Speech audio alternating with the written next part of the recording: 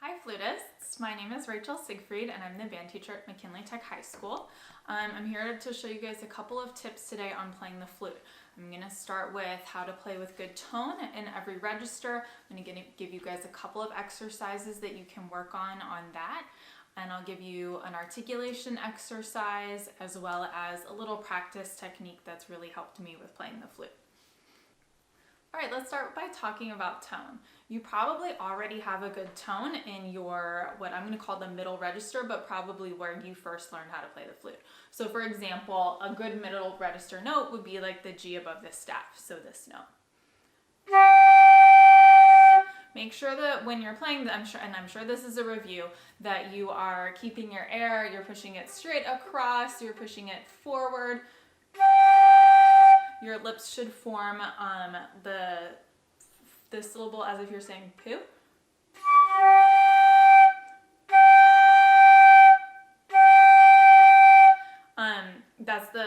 You shouldn't actually use that to articulate, but that's the shape that your lips should make. Now, if you wanted to play some lower notes, okay, so let's say that you're working on some music that has something that's, let's say, below B flat in the staff, okay? I'm going to play a quick excerpt from the Born Carmen Fantasy.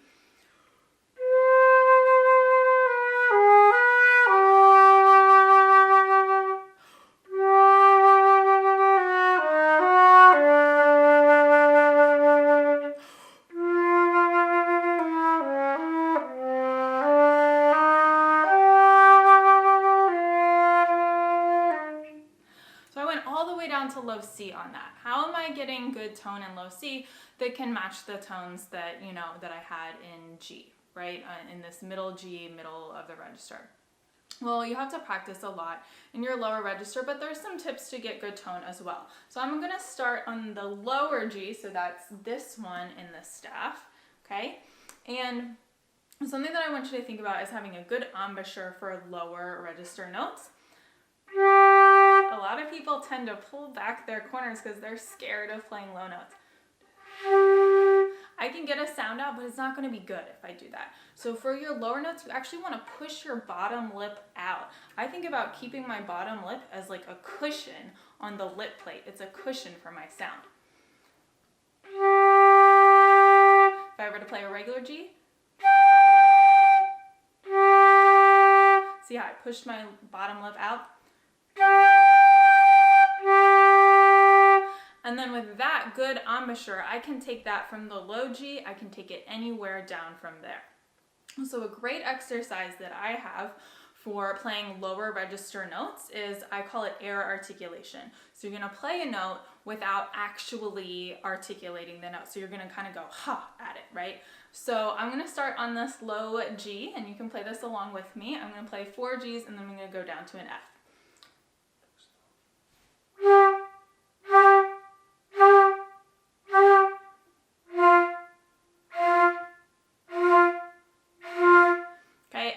It doesn't really sound very good, and that's okay. You want to get a good, center and a good core of the sound while you're doing that. And when you put articulation back in, when you come back to it,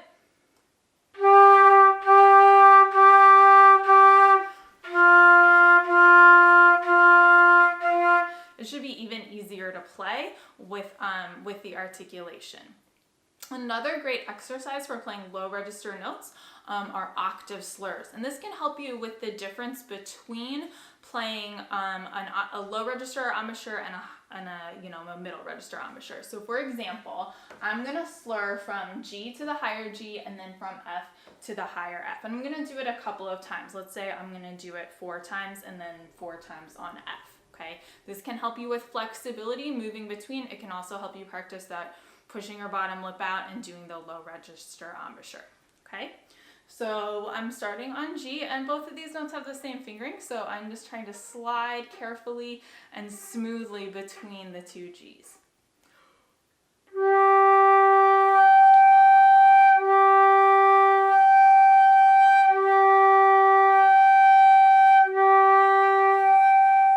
Okay, so that was 4 times, I'm going to move on to F. Again, they both have the same fingering, so I'm going to start on the low F, and I'm going to try to make this transition as smooth as possible. I'm going to think about pushing my bottom lip out when I'm playing the lower F.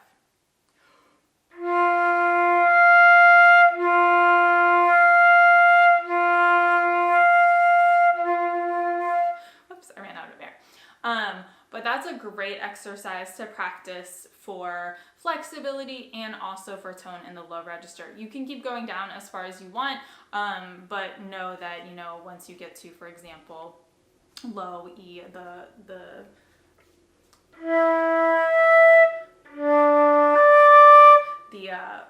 low D, the fingerings do change, right? So, but you can still do an octave slur, it would still work.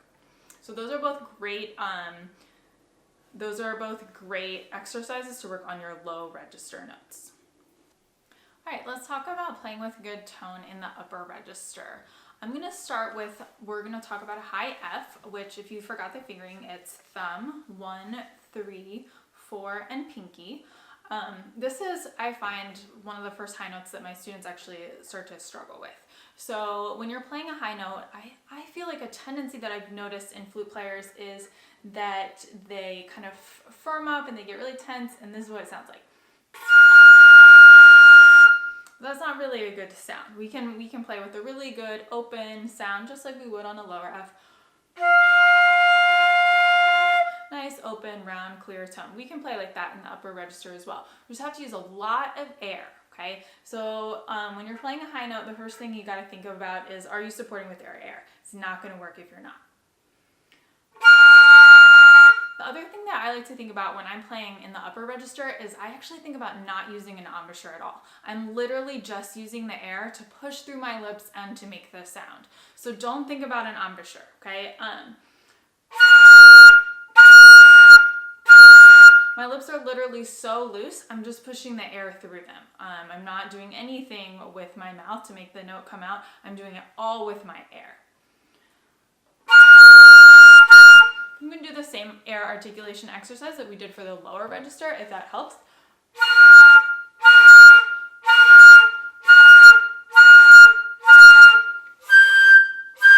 I switched to high G there, but you get the idea. Another great exercise to practice playing high register notes, if you can't even get them out, is called harmonics. And this can help anybody. I still practice this way, even though I already know how to play high notes.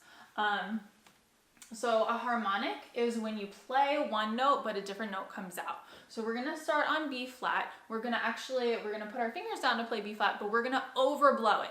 What I mean by overblow is that you're gonna use so much air that it doesn't sound like a B flat. It's actually gonna sound like a higher note. So here we go. So here would be a regular B, right? I'm gonna overblow it. See how it switched to a higher note? I didn't move anything with my fingers. That note just so happens to be high F. So a great harmonic exercise is to practice going between the regular fingering for high F, which we talked about was thumb, 1, 3, 4, and pinky, and then switching with the harmonic fingering. Harmonics is just overblowing the lower note. So the harmonic fingering for this note is just a regular B flat. Okay, so I'm going to play a B flat and then an F. Sorry, they're both going to be Fs, but the first one I'm going to play with the B flat fingering. Now they're a little out of tune with each other, but that's okay. If you can get the harmonic note out, you'll be able to play the real note. If you can overblow a B flat and make it sound like an F, then when you go to play a regular F, you'll be able to play it, and I can almost guarantee you'll be able to play it with better tone as well. So when I'm doing a harmonic exercise, I'll actually go back and forth a couple of times, maybe play them in quarter notes, maybe play them in eighth notes, and then I'll play different harmonics as well. If I overblow a B natural, it'll come out as an F sharp. If I overblow a C, it'll come out as a G, and you can also experiment. I actually had to find most of the harmonics on my own. My teacher made me figure them out. So that, experiment, see what comes out when you overblow a note. So let's start, we're gonna play quarter notes, okay? So we'll go back and forth between the notes. If you wanna play with me, you can. So I'm gonna play quarter notes, I'm gonna go. Okay, here we go. Ready?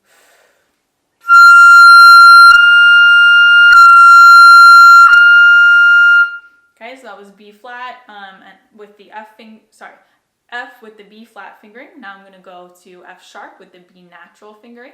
Here we go.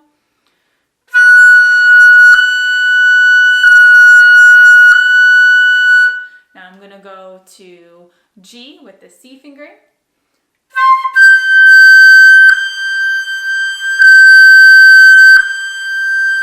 Okay, and then you can practice making them faster. You can go. You can practice making the, trying to get the sound between the harmonic and the real fingering to match. That can help improve the tone. These are all great exercises. Then when I go to play this F, F sharp, and G, it's going to be really easy for me to play these with good tone.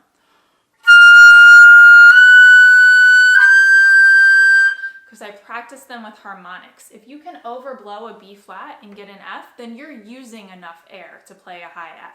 You're not going to be able to do you're not going to get that sound anymore. If you're using enough air to play an F with a B flat fingering and you practice your harmonics, you're going to be able to get great tone on all of your high notes. Good luck. All right, so now we talked about tone. Let's talk about articulation. So as a flute player, there are a lot of times where we have to play a lot of fast notes. And sometimes we know that the fast notes aren't written as slurs and we're supposed to articulate all of them. So I wanted to show you a technique called double tonguing. Even if you already know how to double tongue, I have a really great exercise for how to practice it and get faster at it. So this is also an example from the Carmen Fantasy.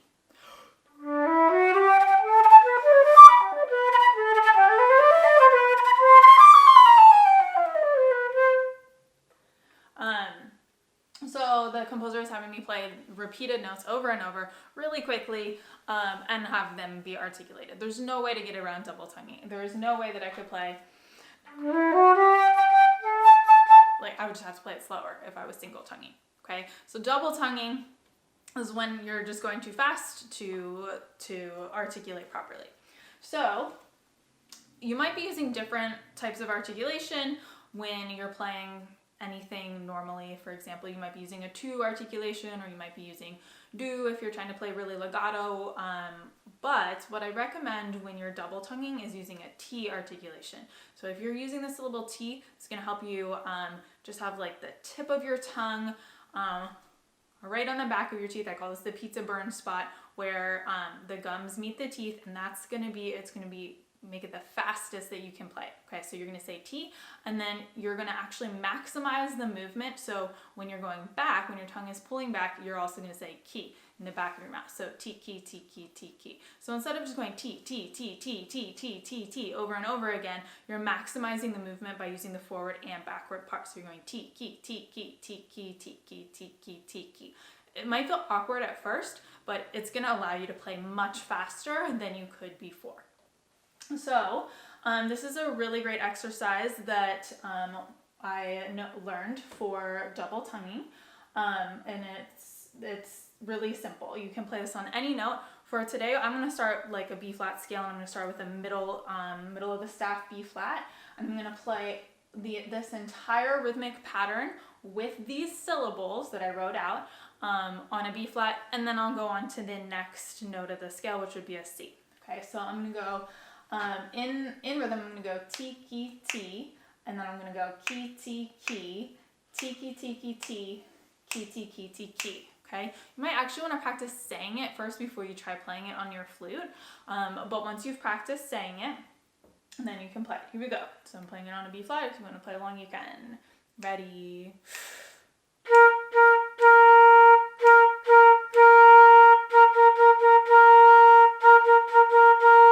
Gotten all the way through the pattern, so now I'm going to go up to C.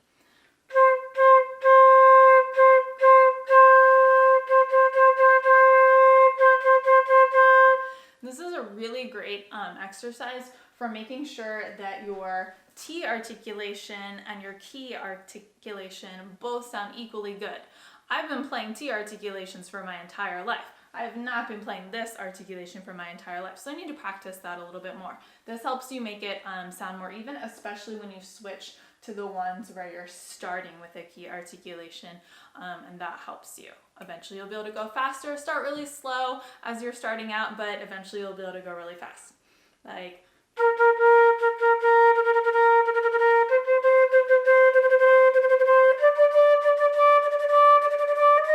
etc. Okay, and you can go even faster once you are really practicing. So that's our articulation exercise. The last thing that I wanted to show you today is a practice strategy for playing a lot of fast notes. We know as flute players, we always get a lot of fast notes. So let's say, for example, that you're looking at something like this. I'm actually giving you an example from the little excerpt that I played earlier. This is the Carmen Fantasy by Born. That's the part that I just played, okay? So let's say that you get to this in your music and you're just like, that is really hard, right? You're, switching to upper register notes. It's supposed to be played really fast. Let's say that you find this challenging. There's a couple of different ways to practice. First of all, we hopefully already know that slow practice is the best way to get better. So the first thing that I might do would be slow it down. So I go.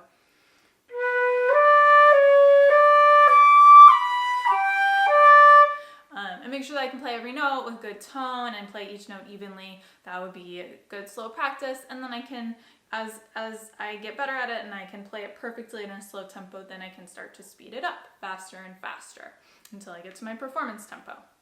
But sometimes just slow practice alone is not enough. So I'm going to give you guys another strategy. So I learned this as long and short notes, but you could put it to rhythm if you want. Basically, you can change the rhythm of the notes to have the first note be shorter. If you want to think of like a dotted 8th, 16th rhythm, that could work. But you want the first note to be longer and the second note to be shorter, and you want to play through the whole pattern that way. So, for example, I would go.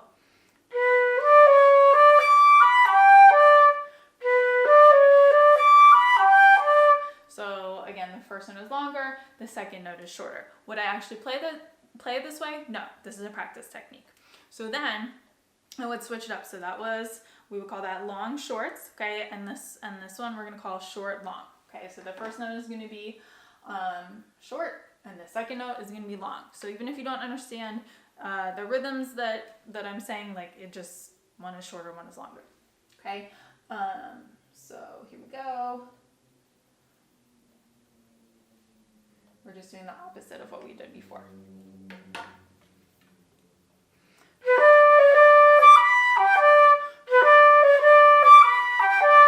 And what this does is it kind of tricks your brain and your fingers into getting this into your muscle memory in a different way somehow than slow practice does. So then when you go back to play it the way that it should be played, because I'm not going to perform it that way, that was just a practice technique.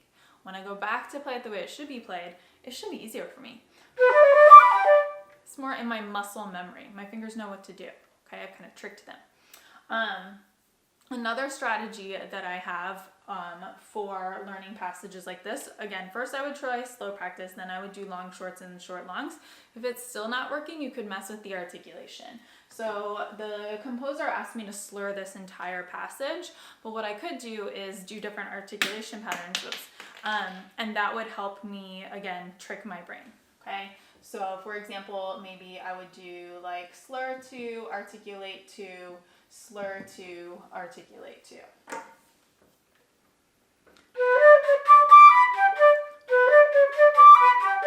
Okay, then I could mix it up. I could do it the opposite way. I could do articulate to, slur to, sorry. Okay, and then I could also, what would really challenge your brain and your fingers would be to slur the middle two notes of the group of four. So it would sound like this.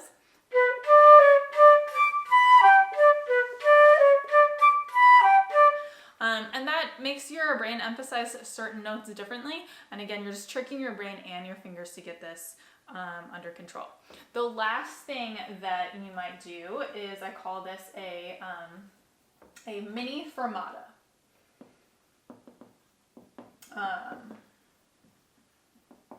And I'm looking at music that's worked into groupings of 4. So I'm going to try doing a mini fermata on the first note of each grouping of 4.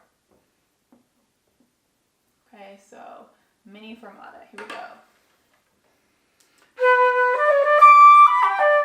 So notice I just held out that first note, right? So then I'm going to move my mini fermata to the second note of the group of 4. That one feels a little bit more challenging. We're used to emphasizing the first note of a steady beat, right? So emphasizing the second of a grouping of 4 feels a little bit weird. That's good. It's going to trick your brain and your fingers, like we said before. Okay, and you can also play this slowly as well, as you're like emphasizing specific notes. Then you move your fermata to the third note of the grouping.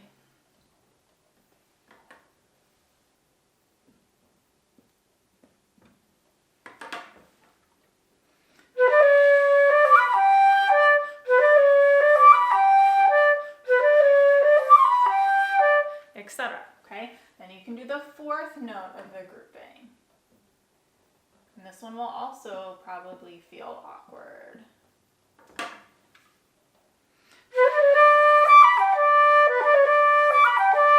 Okay, would you play it this way? No, this is just a practice technique. Then when you go back to play it regular with no mini fermatas, you know, all slurred, all even, it should be easier for your fingers again, so that you can just focus on putting air into your instrument and having the right notes come out. I hope that these practice strategies help you. I know that they've helped me significantly as a flute player, and I wanted to pass that on. If you have any questions, my email is provided, and I would be happy to listen and give some feedback. Good luck, flutists!